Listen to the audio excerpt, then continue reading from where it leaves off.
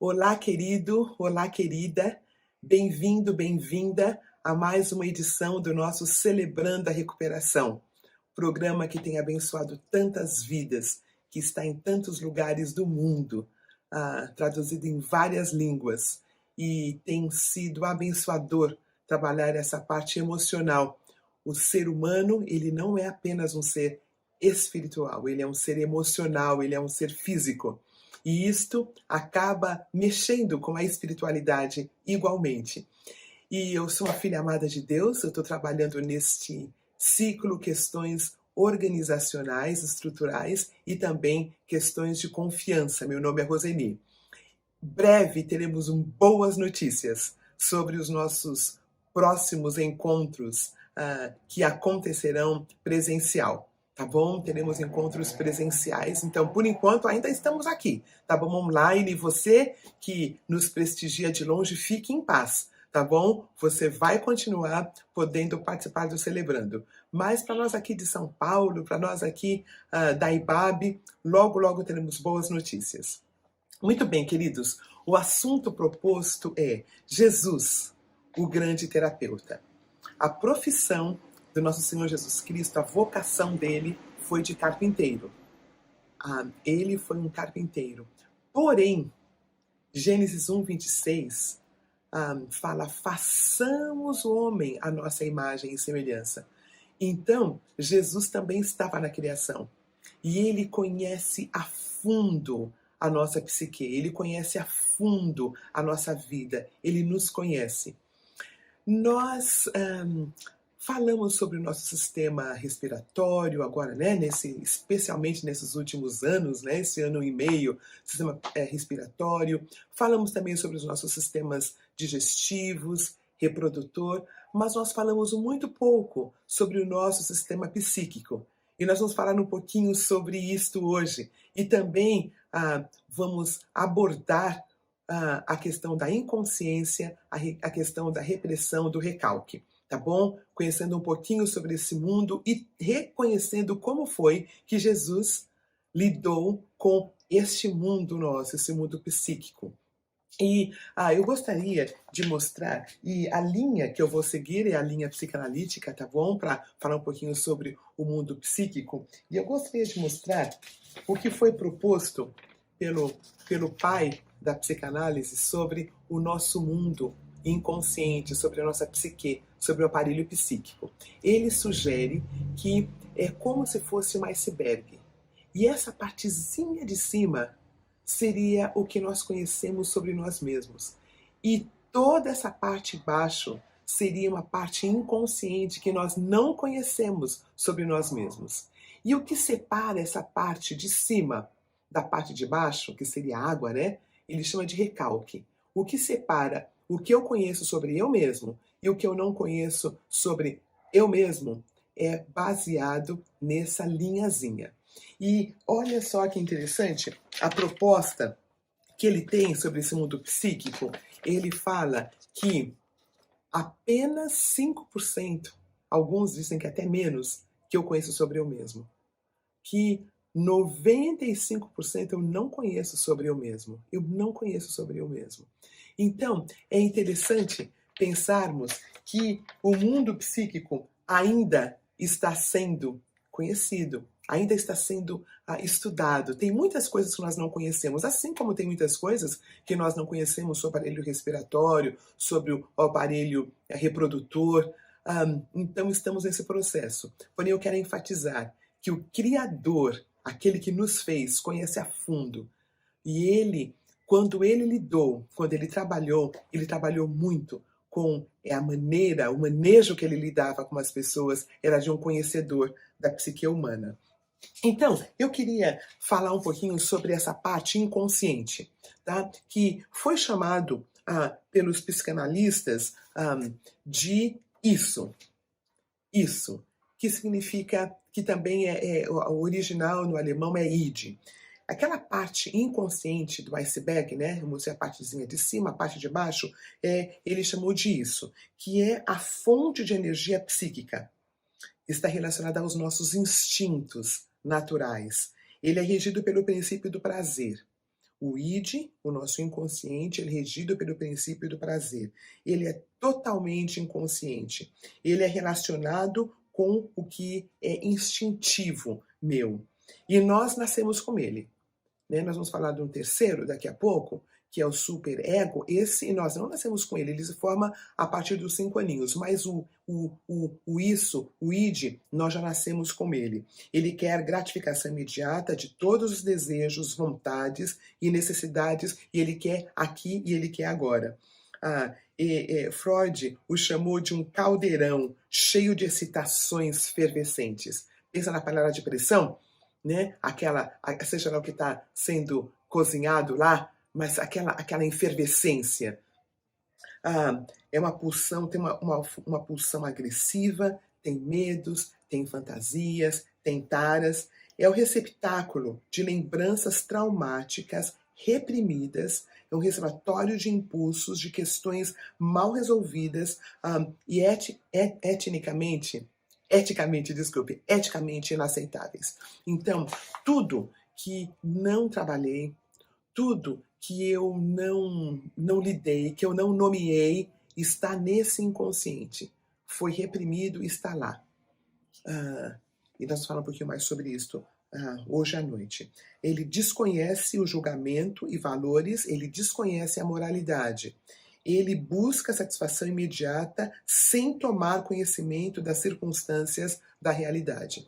Um bom exemplo do isso, né, do id, é de uma criança, né? Uma criança pequenininha. Ela está com fome, ela chora até ela conseguir o que ela quer. Ela quer uma coisinha, ela pega, ela dá um tapa, se for necessário, ela não tem ainda, né? O ensinamento que vai dizendo que ela não pode bater no outro, que ela não pode querer o que ela quer agora. Então, ela vai sendo ensinada a esperar, ela vai sendo trabalhada, né? Socialmente falando. Mas naqueles anos tenros da criança, o que predomina é o id. Né? Ela faz o que ela quer na hora que ela quer, e o ser humano, o cuidador que vai dando os princípios sociais, morais. Quero falar sobre um segundo aspecto do aparelho psíquico, que é o eu. Né? E quando eu falo eu, querido e querida, não é aquele eu egoísta, não, quem eu sou, aquela partezinha do iceberg que está em cima. Olha, essa partezinha aqui. Tá? Eu acabei de falar sobre o id, né, que está embaixo da água, que eu não conheço, e agora um pouquinho sobre o eu, essa parte que eu conheço, essa parte que está em cima. Ela é o aspecto racional da personalidade. Ela é regida pelo princípio da realidade. Ela é predominantemente consciente, como eu mostrei, né? Nós sabemos que ela está lá. E ela é responsável pelo controle dos instintos. Ela ajuda o id, aquela parte inconsciente, a se expressar de maneira aceitável no mundo. Ela representa a razão, a racionalidade, ao contrário da paixão insistente e irracional do id. Ela faz o esforço para regular esse id. E este ego está constantemente lutando para satisfazer os instintos do id, mas de maneira ética. Tá? Então, por exemplo, eu estou no restaurante e antes da pandemia, tá? Que ficava mais pertinho, a gente ficava mais pertinho uns dos outros. E eu pedi minha comida e minha comida está demorando. E chega a comida da mesa perto, né? Então, o instinto do id é ir lá e pegar e comer, né? Mas eu, por uma questão de educação, o próprio ego fala, não, espera a sua vez. Então, eu espero até chegar a minha vez. Eu quero falar do último aspecto desse mundo, desse aparelho psíquico, que é o superego. O superego, ele é um aspecto moral da personalidade. Ele é um componente social dos 3. Ele é o lugar onde tem as normas, onde tem os princípios morais. É o produto da internalização dos valores e padrões sociais e religiosos. É o último aspecto da personalidade a ser formada. Lembra, por volta de uns 5 aninhos, que isso está formado. É o nosso senso do certo e do errado. começa a surgir por volta dos 5 anos de idade, suprime os impulsos irreverentes do id, né? Vou mostrar uma fotozinha que vai explicar isso melhor. Representa a moralidade e ele é chamado de defensor da luta em busca da perfeição. E é a fonte dos sentimentos de culpa, medo e punição. Então, nós falamos dos três. O id, quero mostrar aqui para vocês. O id, o ego e o superego. O id, ele quer fazer uma coisa aqui e agora. Aí o ego fala, não, espera que a gente pode fazer depois. E o superego fala, mas você não vai fazer isso de jeito nenhum. Tipo assim, eu quero comprar um carro. Isso é o impulso do id, eu quero comprar um carro ontem. Né? Aí o superego fala, não vai fazer. Porque não vai ser possível, você não tem dinheiro para fazer isso. O empréstimo é muito grande. Aí o ego fala, então olha, você trabalha um pouco e você dá uma entrada e depois você compra. Então esse é o equilíbrio que deve haver entre esses três sistemas. Então, basicamente o id é a fonte de energia psíquica e o aspecto da personalidade relacionado aos instintos. O ego é o aspecto racional da personalidade, responsável pelo controle dos instintos, e o superego é o aspecto moral da personalidade, é o produto da internalização dos valores e padrões recebidos dos pais, da religião e da sociedade. Preparando esse estudo, ficou muito claro para mim que muitas vezes nós vemos alguém com superego bem desenvolvido, uma pessoa bem disciplinada, uma pessoa que tem um senso moral e tudo mais, e a gente pensa que é uma pessoa bem desenvolvida. E pode ser que não. Nós vamos entrar um pouquinho nos religiosos. Os religiosos são pessoas que têm um superego super desenvolvido. Não vou fazer isso porque eu não devo, porque eu não posso, porque eu não vou fazer. Isso não significa que está vindo do coração. Quando passa do racional e passa para o inconsciente, quando eu consigo fazer aquilo, porque é melhor eu fazer aquilo, não porque eu devo fazer aquilo, tem uma diferença. Nós vamos falar um pouquinho sobre isso. Aí, queridos, eu queria entrar no segundo ponto. O primeiro ponto foi a inconsciência, né? O sistema psíquico. O id, o ego e o superego. Aí o segundo assunto proposto para hoje é o recalque, é a resistência. Então, eu mostrei para vocês, no nosso exemplo, que tem a parte consciente e tem a parte inconsciente. E o que separa a parte consciente da inconsciente é essa linha. E uma outra foto, um pouquinho mais claro, é o recalque. É o recalque. Então, o que é isto? No Celebrando, quando eu chego para lidar com um assunto, normalmente é um assunto que vem aqui em cima. A dependência química, a dependência emocional, o abuso, são coisas que eu me lembro. Porém, eu tenho que chegar nessa parte de baixo, que normalmente chega quando eu trato o quarto passo, que é o meu inventário. O recalque são todas aquelas questões que eu vivi nos 5, 7, 8, 11 aninhos, que eu não me lembro, que foi muito dolorido, então que estão lá embaixo. Dentro da psicanálise, ser recalcado é um privilégio, porque você tem conteúdos para você trabalhar, você sabe lidar com esses conteúdos, você aprende a lidar com esses conteúdos. Então, uma das coisas interessantes desse aparelho psíquico é que no aparelho digestivo, quando alguma coisa ruim entra, ela é expelida. Eu vou usar as palavras feinhas, tá bom? É pela diarreia, pelo vômito, a gente expele aquilo sai. No aparelho psíquico, não sai. Fica armazenado nessa inconsciência. Sabe aquela história? Esquece, negue, esquece o que aconteceu. Né? Que não mexe com esses assuntos não, porque vai causar problema. Não é verdade. Precisa ser mexido no seu tempo, com elegância, com delicadeza, mas seja lá o que foi traumático, ele precisa ser lidado, porque o aparelho psíquico, ele não sai naturalmente. É um passo de cada vez, é um momento de cada vez. Então, esse recalque, queridos e queridas, é algo que fica lá no nosso aparelho psíquico e fica à mercê de trabalho. É um mecanismo mental de defesa contra ideias que sejam incompatíveis com quem eu acho que eu sou. São traços, memórias, representações traumáticas que ficam guardados no inconsciente. A experiência recalcada causa dor. Então, fica sempre guardadinho ali. Eu sempre uso o exemplo, querido e querida, de um pneu de caminhão, um pneu enorme, que você quer que fique debaixo da piscina, sabe? Então você faz aquela força para que aquilo fique debaixo da piscina. Mas tem um termo que nós chamamos de volta do recalcado. Aquilo que está esquecido, supostamente, aquilo que não está lidado, volta. E volta de algumas maneiras. Uma delas, através de sonhos repetitivos. A outra maneira que volta é através de sintomas.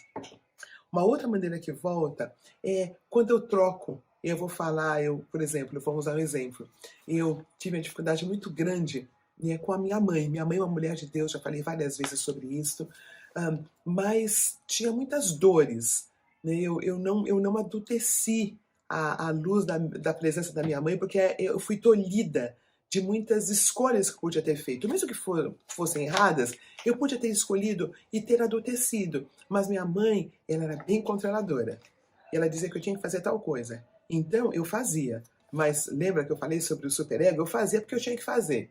Não era uma coisa introjetada, saudável. Né? Aconteceu depois que ela faleceu, o meu crescimento.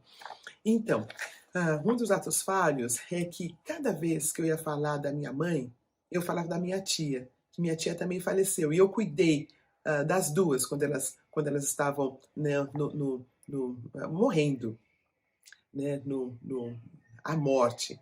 Mas cada vez que eu ia falar da minha mãe, eu falava da minha tia. Ato falho, porque eu não conseguia lidar com a dor. Depois demorou tempo para lidar com a questão da minha mãe. Mas enquanto eu não lidei, eu trocava minha mãe com a minha tia o tempo todo. Ato falho.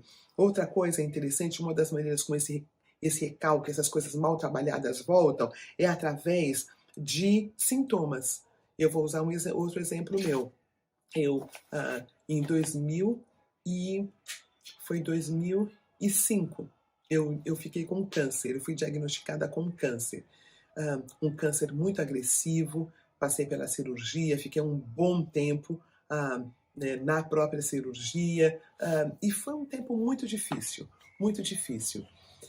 E eu passei por aquele processo e me veio à mente que aquele câncer, aquela doença, ela era sintoma de alguma coisa. Estou falando do meu exemplo, tá bom? Como no Celebrando nós fazemos. Não quero que todo mundo ache que câncer é sempre uma coisa mal resolvida.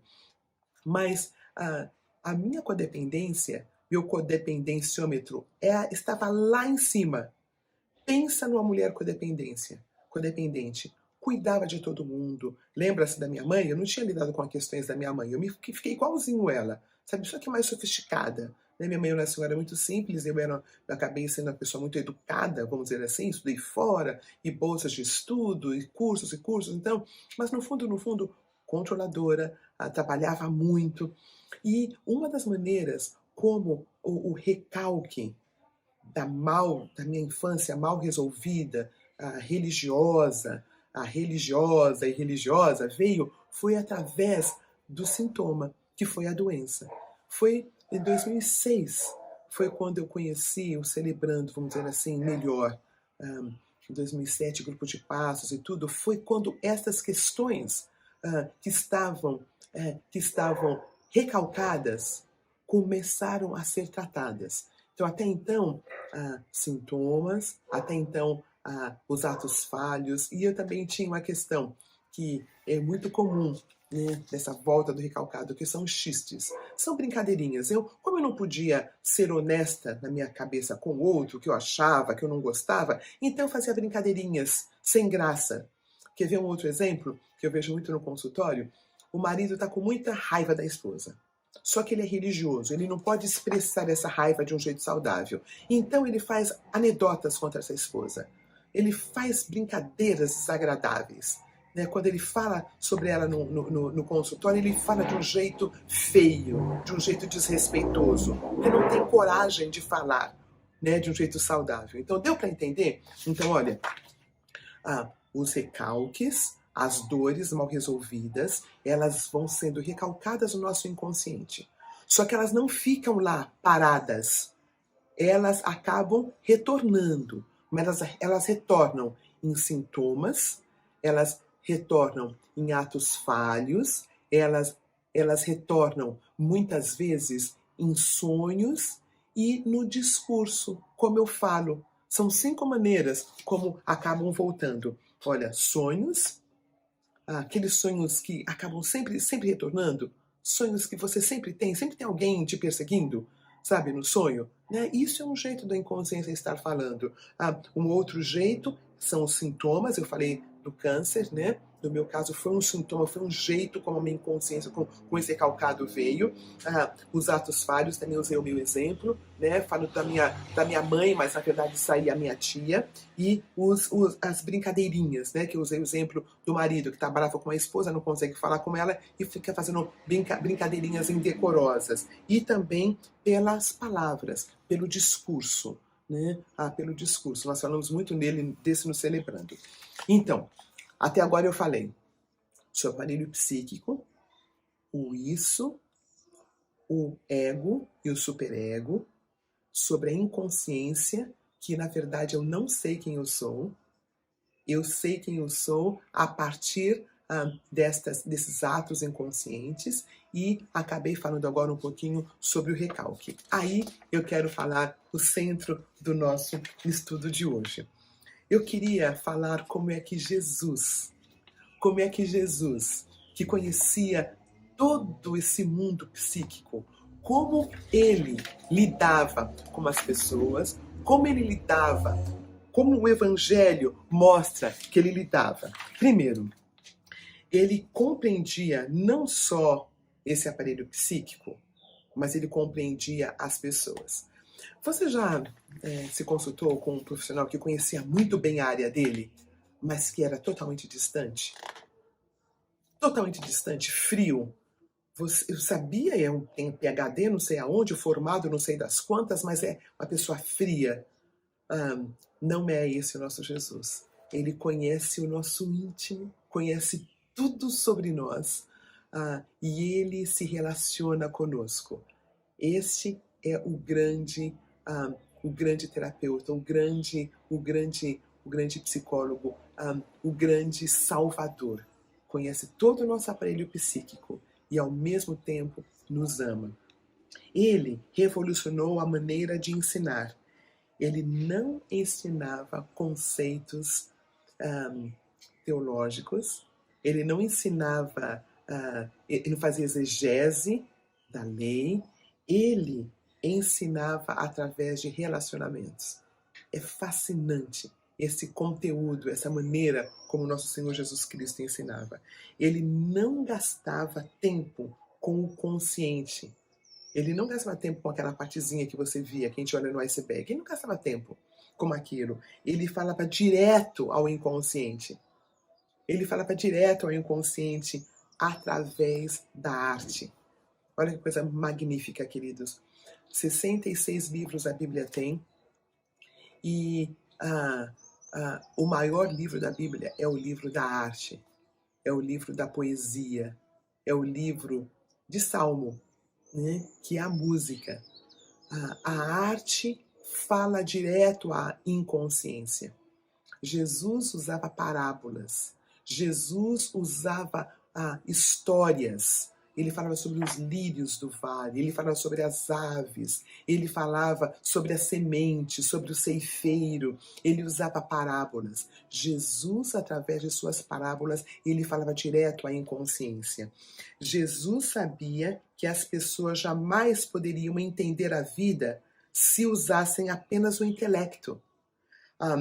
A mais elevada forma de conhecimento decorre dos relacionamentos em que existe confiança mútua e não necessariamente em grandes quantidades de informação. Queridos e queridas, vocês já pensaram quanto nós conhecemos? Tantos livros, né? Doutor Google, a gente consegue saber bastante coisa sobre bastante coisa, não é mesmo? Tanto conhecimento, tanta formação e tanta informação e tão pouca formação. Jesus de Nazaré, ele não se preocupava em dar informações. Ele se preocupava em dar formação. Os discípulos que caminhavam com ele, era relacional. Existia um mundo relacional. Ele cuidava da saúde emocional das pessoas que o seguiam.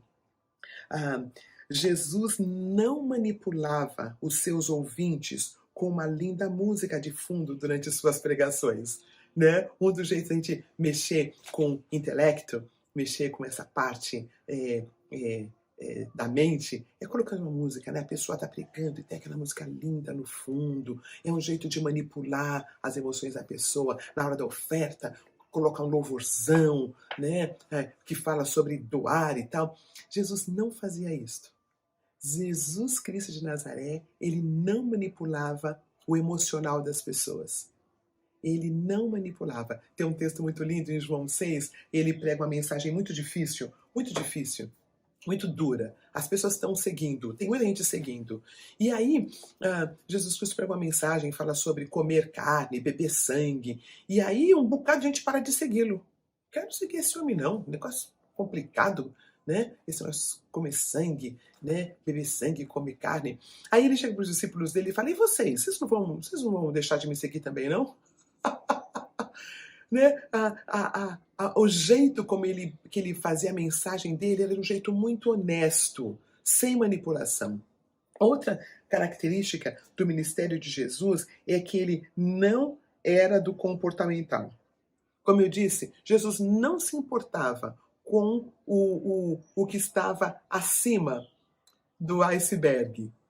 Ele não se importava com o comportamental. Ele escolheu Pedro. Pedro era um homem cheio de energia, né? E falava o que vinha na boca. E era um homem, né, cortou a orelha de um dos romanos. Assim, uma pessoa assim, na nossa língua, despirocada. Jesus não tinha dificuldade em tê-lo. Jesus tinha um outro, que era o Mateus, que era um coletor de impostos, era um homem que tinha traído sua própria nação. E Jesus também tinha um zelote, que era aquele que queria a liberdade de Israel e queria acabar com Roma.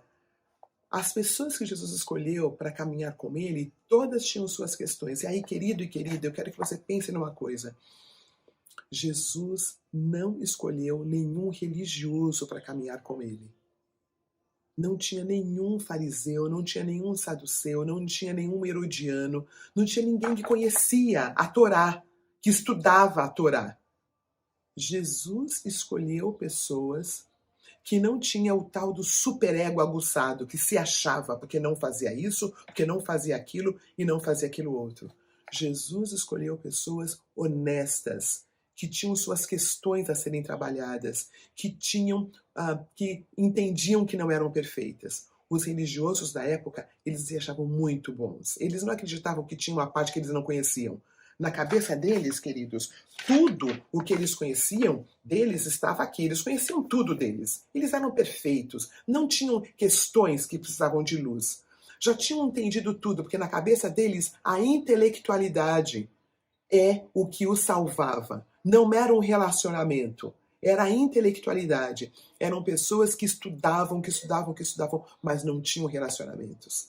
Não tinham. E Jesus chega e fala sobre relacionamentos. Sabe, ele não fala assim, eu vou ensinar para vocês a parte filosófica da verdade. Ele fala, não, eu sou a verdade. Era uma questão de relacionamentos. Outra coisa sobre o nosso Jesus, Jesus, ele não escolheu nenhum religioso, eu falei, e outra, a técnica de abordagem de Jesus era direta ao inconsciente. Eu queria usar o exemplo de Nicodemos. Nicodemos vem falar com ele e fala, olha, sabemos que o senhor é um homem que conhece a lei, que o senhor é um rabi. E Jesus fala assim, olha, se você não nascer de novo, você não vai ver o reino de Deus. Parece que Nicodemos falava uma coisa e Jesus respondia outra. Porque Jesus estava respondendo diretamente ao que estava duvidando, a inconsciência dele. Jesus Cristo sempre abordava o que vinha no coração, né, nessa inconsciência. Ele não abordava a parte intelectual. Outra coisa, outro exemplo, a mulher com fluxo de sangue. Eu queria dar esses 3 exemplos.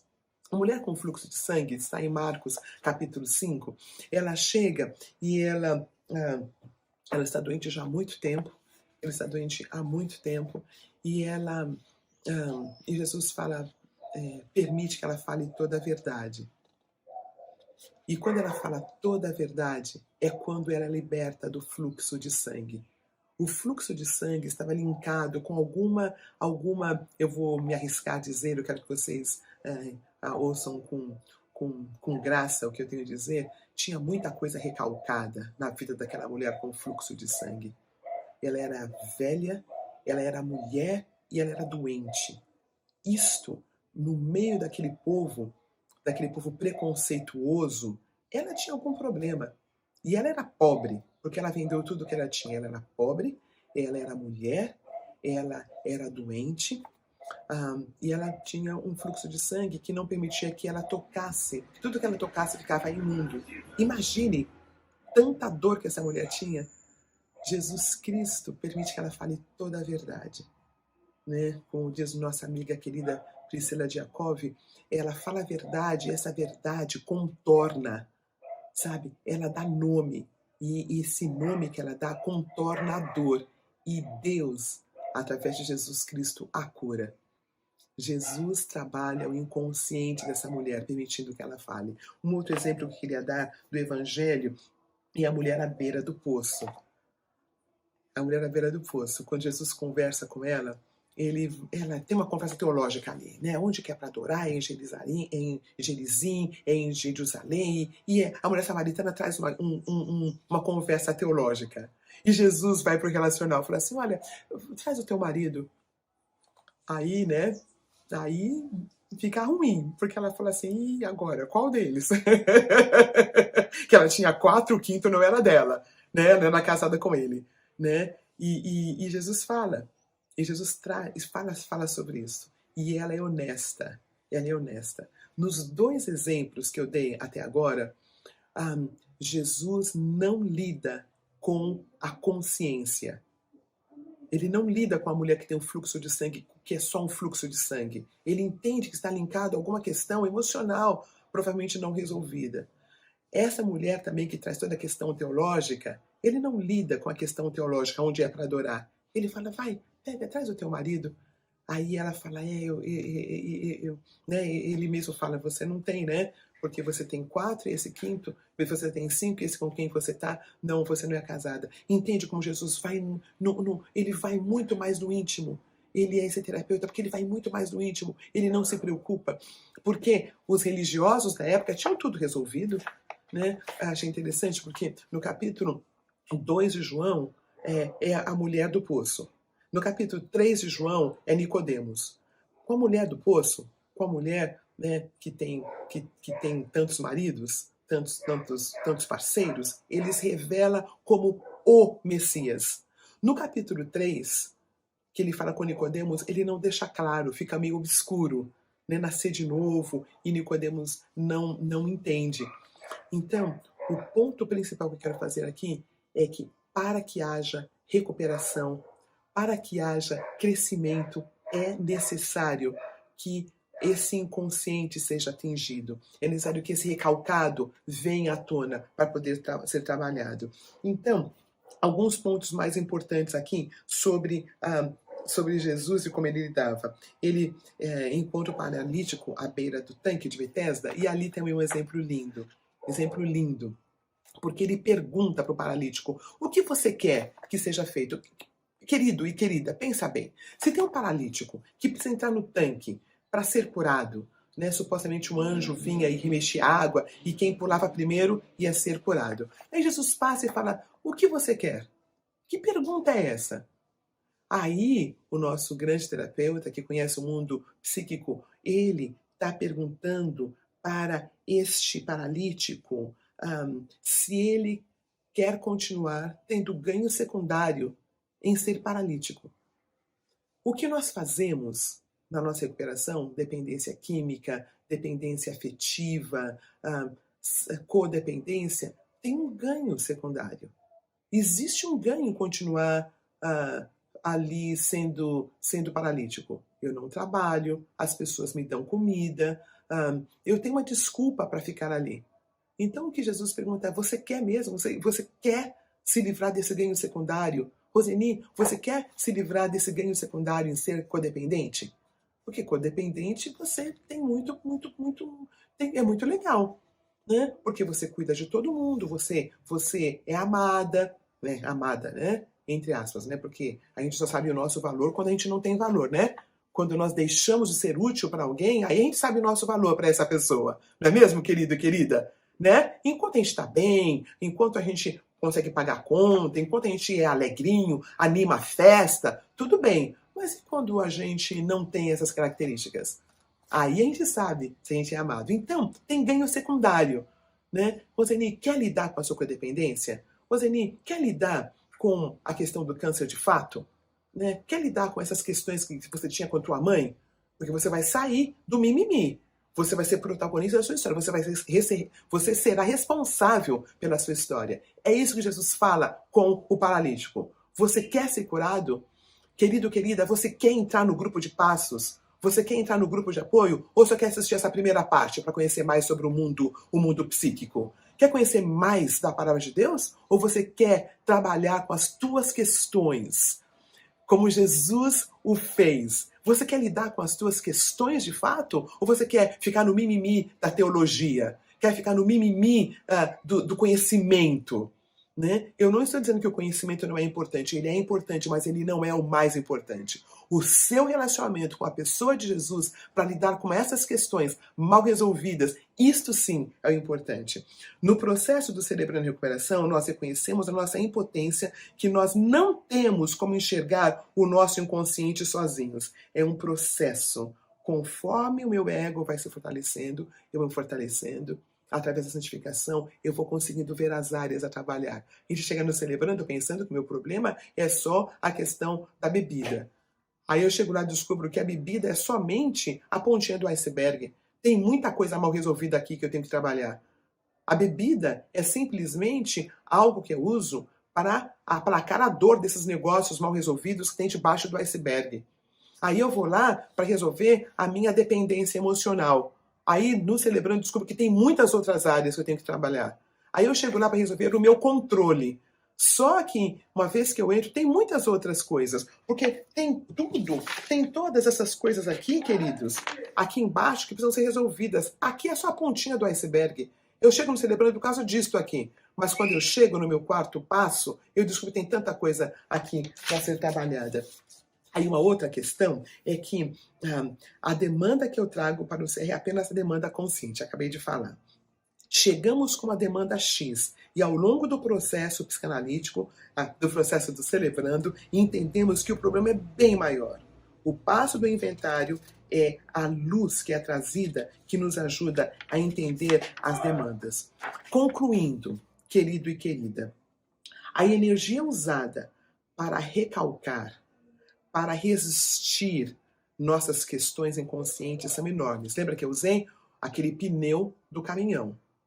O pneu do caminhão, eu quero colocar lá, faz de conta que não existe, eu quero negar, esquece, não quero falar sobre isso. Conhece as pessoas que falam, ai, não vai lá não, ficar descobrindo essas coisas, porque fica pior. Não, fica pior não falar, né? Fica pior não falar. É como um machucado que a gente tem, que tá inflamado, cheio de pus por dentro, e você fala, não, vou passar só só dar uma limpadinha aqui, eu não tenho que limpar.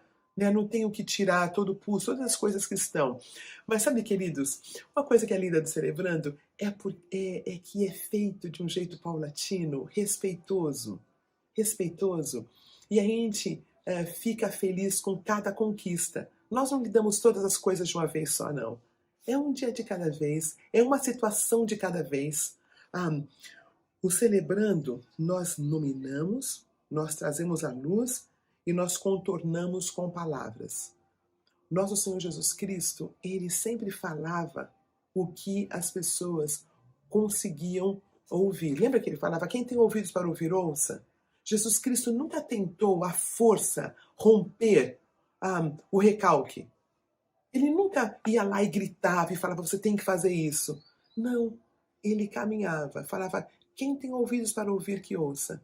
Porque ele entendia que tinha muitas coisas que estavam lá recalcadas que a pessoa não conseguia ver.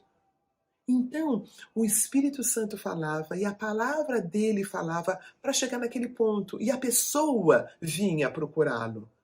E nós não vimos em nenhum lugar do Evangelho Jesus correndo atrás de ninguém.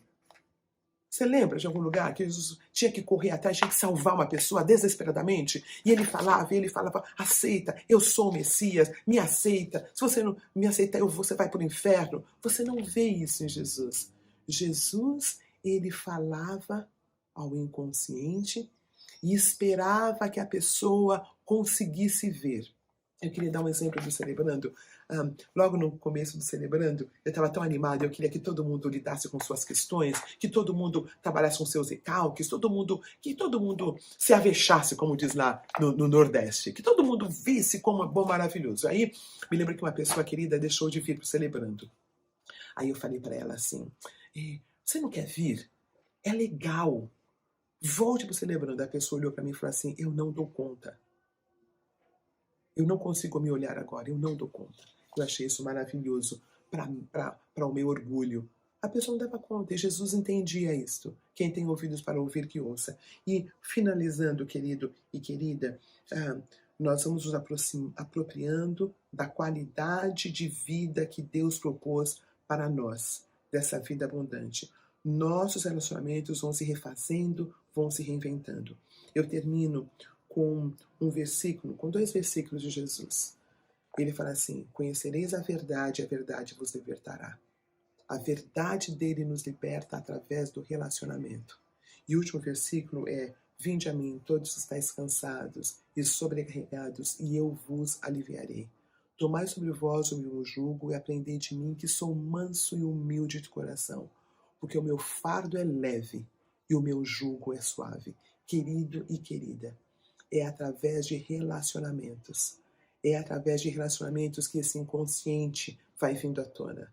Jesus Cristo se utilizou de relacionamentos para ensinar, não através de intelectualismo. Vá para o seu grupo de apoio hoje. Vá, abra o seu coração, dê nome. Comece esse processo que é abençoador. Tenha uma boa noite. Até quarta-feira que vem.